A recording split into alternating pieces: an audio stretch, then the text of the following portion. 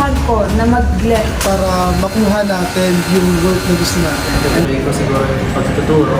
Siyempre, of course, sa diploma. Siyempre, kailangan natin ng diploma kahit pa paano makaangat sa buhay. Siguro mag-a-apply ako for ICT major. Magandang hapon po. Ako nga po pala si Mark Dubotero. Ay galing po sa BIT 2R Electronics. Gusto ko lang po magtanong sa iyo, Ginoon po. Ano po ang plano niyo kapag nakapagtapos po kayo ng kolehiyo?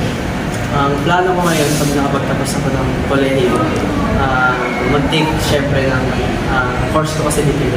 So mag-take kami ng syempre mag-take din na CSA. Kung papala rin, tutuloy ko siguro yung pagtuturo. Pero kung kuha rin ako ng experience sa pagtuturo, after nun, ang pinakabala ko talaga is makibang bansa. Ano ako, bakit kailangan ko pong makapagtapos ng kolehiyo? Kailangan kong magtapos ng kolehiyo, hindi lang ako lahat. Kasi sa panahon ngayon, kapag wala kang degree or hindi ka nakapagtapos ng kolehiyo, napakahirap maghanap ng trabaho. Sabihin na natin, depende yan sa tao kung paano siya kumita ng pera magtrabaho. Pero isa sa pinaka pangahawakan natin is yung degree natin. Magandang hapon po sa John Vincent Carrier. ano pong first and major na po? BTBT, Civil Technology. Ako po si Haslin Fabricante from DIT 2R Electronics. And magtatanong po ako ng dalawa. Ang unang katanungan po is bakit kailangan mo pong pagtapos ng kolehiyo? For the degree, kailangan yun para sa mahanap ng trabaho. So, parang stepping stone, parang maging lisensyado or Ang anong katanungan? Anong ang iyong plano kapag nakapagtapos? highly considering mga ibang bansa pag hindi magandang opportunity sa Pilipinas. Ito po. Magandang hapon po. Ako nga po pala si Gilmar Arcilla, ang BIT Electronics. Ano pong pangalan niyo? I'm Miss Norila Kela Navalle from BTBT Civil Tech 4th year. May mga katanungan na po na mabilisan na po. Ano pong plano niyo pag napagtapos kayo ng pag-aaral? Since yung course na tinahak ko is about teaching, syempre, kapag nakapagtapos na ako ng pag-aaral, susubukan ko na mag-let. Gusto ko as soon as possible makapag-let na para hindi ko makalimutan yung mga nire-review namin ngayon sa subject namin ng course ko na ano rin siya, nakakatulong din kasi siya para makalibre na rin kami sa, ano tawag dito? Sa review center. So, makakatulong siya para kapag nag-take kami ng let exam, at least sa pag-aralan na namin yung mga gusto namin. Hindi mga gusto. Yung mga alam namin, itetest din namin sa let exam. So, yun. After ko makapagtapos, kung aabot is mag-let ako. Mag-take ako ng let. Sa pangalawang katanungan ko, bakit po kailangan makapagtapos ng pag-aaral? As of now, yung pinaka-deadline ko ba't kailangan ko makapagtapos is ako kasi yung panganay, sabi magkakapatid. And wala na akong mommy, daddy na lang. So, ako na rin yung inaasahan sa bahay na parang mag-guide sa mga kapatid ko and tutulong sa daddy ko. Lalo-lalo na kapag nakapagtapos ako. Tsaka bukod doon, ano rin kasi achievement sa akin na nakapagtapos ako kasi working student din ako. So, yun yung dahilan kung bakit kailangan ko makapagtapos talaga this school year. Maraming salamat po, ma'am. Thank you! Ako I am Amos de los Reyes Ravit. I am a Bachelor of Technical Teacher Education, major in Mathematics. Meron lang po ako dalawang katanungan. Unang katanungan ko po, bakit kailangan yung makapagtapos ng kolehiyo? Siyempre, sino bang hindi kailangan ng education? In terms of work, kailangan natin ng education para makuha natin yung work na gusto natin. And I am, as a future teacher, I am planning to be a teacher. Kasi kung hindi ako makapagtapos ng kolehiyo, syempre hindi ko ma-attain yung pagiging teacher. Ano pong balak nyo pagkatapos mong makapagtapos sa kolehiyo?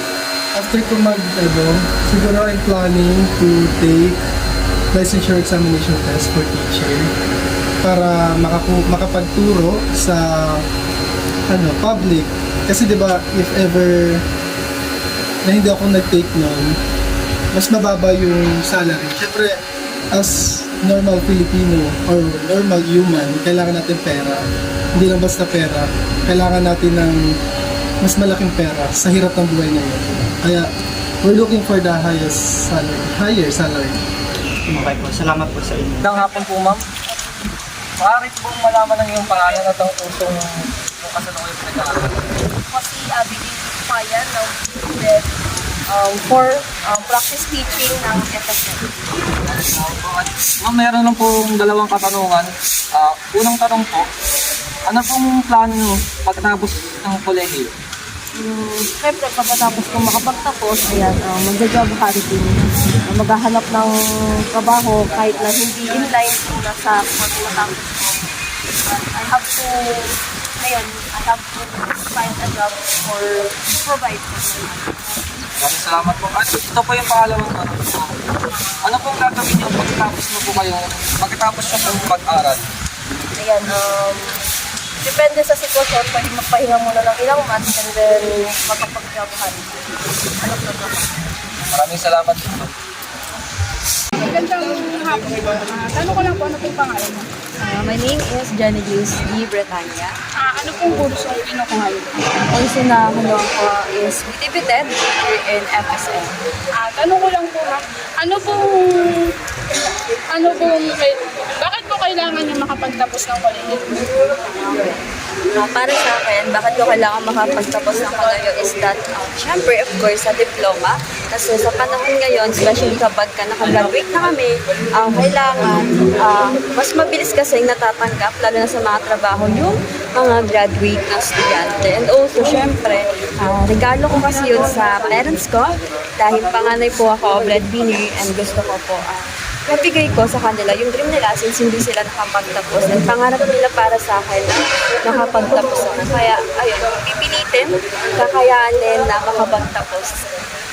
Yung sunod ko pong katanungan, ano pong plano niyo pag nakapagtapos ng mga Ayun, yung plano ko, unang-una, siyempre, eduk ako. Pero, hindi mo na ako magti-take ng let.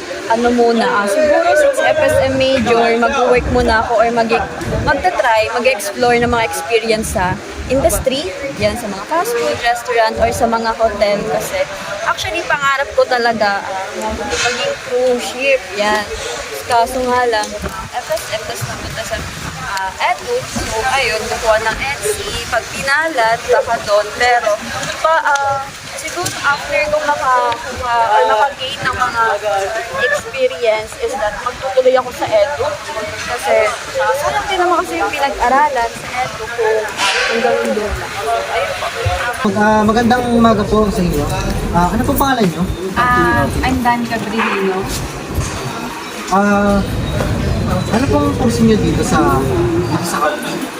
Ang kinukuha kong course is BTB-TED or EDU. So, bali, meron lang po akong dalawang katanungan sa inyo, no? So, yung una, bakit nga ba kailangan mo po magtapos o bakit kailangan magtapos ka ng kolehiyo?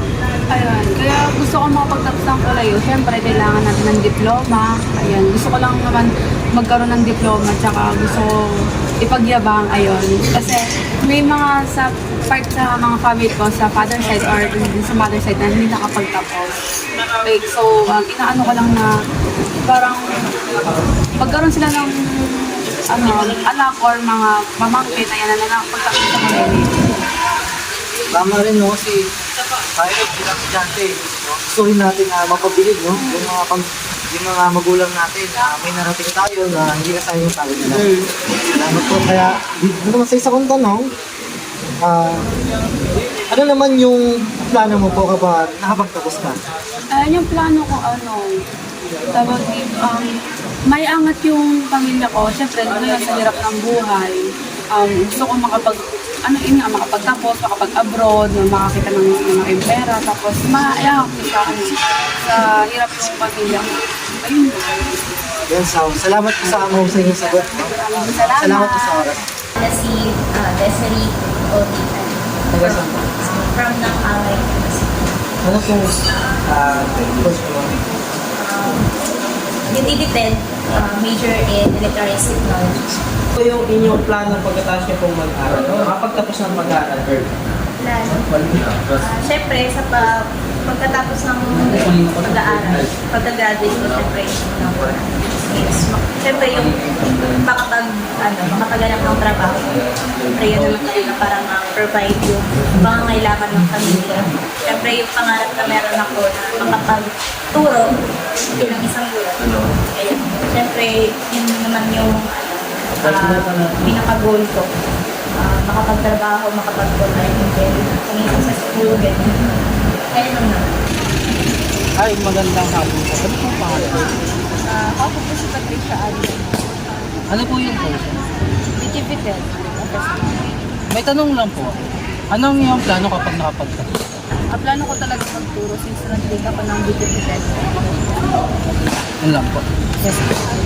Bakit kailangan mo po makapagtapos ng pag-aaral? Usually naman kasi di ba nakatira tayo sa Pilipinas, maraming mahirap dito sa Pilipinas. So, para sa akin, yung makapagtapos ng pag-aaral, parang yun na lang yung susi natin para kahit pa paano makaangat sa buhay. Na malagpasan yung hirap. Ano pong inyong pangalan? My name is Kenneth De Vasco Torres. Saan po tayo nun? Bali ako ay nakatira ngayon sa Montalban, Rizal. Sa ngayon po, ano pong inyong pinagkakabalan? Since ako, fourth year student ako dito sa MPC, more on kami, busy kami ngayon sa paggawa ng lesson plan, pagtuturo, ganun din syempre yung pagre-record. Tsaka meron kami mga thesis, tsaka mga meetings na ina-attend. Meron lang po isang question about kay Rizal. Okay. Ano po ang plano nyo pagkatapos nyo kapagtapos ng pag-aaral? Pagplano, pagtapos sa pag-aaral. Siguro, since nung bago pa lang ako, or last year, meron ako nakausap na teacher galing sa Roosevelt. Tinatry kong mag-ask, or after graduation, siguro mag-apply ako for ICT majors since naman siya sa course ko na electronics. Magta-try ako mag-apply, pero mostly siguro magta-try na ako makapagtrabaho para makapatulong sa pamilya at ganoon din makapagsimula na rin sa mga plano ko pa sa buhay. Okay, thank you po sir. Thank you.